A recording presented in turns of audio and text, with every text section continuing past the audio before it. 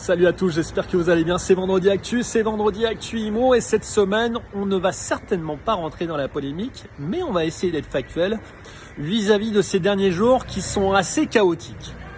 La première chose, c'est du positif. On rappelle que 2025 est une année, on va dire, de frémissement. On n'est pas sur l'année du siècle.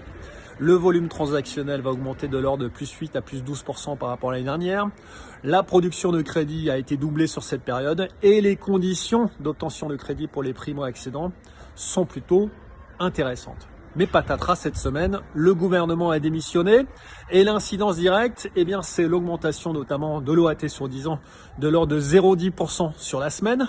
Mais l'incidence directe, surtout, elle est dans la validation de la loi, notamment sur le statut du bailleur privé, avec notre ancien ministre du Logement, Valérie Létard, qui avait fortement travaillé sur ce sujet pour favoriser notamment des notions de fiscalité et également de rénovation énergétique. Patatras, cette loi, elle va être mise de côté. Il y aura certainement un phénomène d'inertie qui va faire que on ne retravaillera cette loi que dans les prochains mois.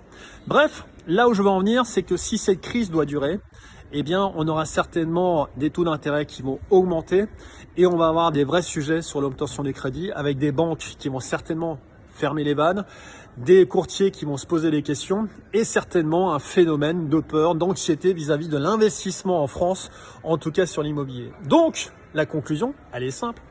Il ne faudrait pas que cette crise dure trop longtemps, a duré trop longtemps. On aura effectivement une situation très floue, amenant des discussions qui seront d'un tout ordre.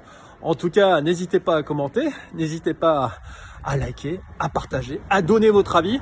Moi, j'ai qu'une hâte, c'est que ça se termine au plus vite pour qu'effectivement, on puisse reprendre de manière sereine notre job et qu'on puisse s'éclater. Je vous souhaite un excellent week-end.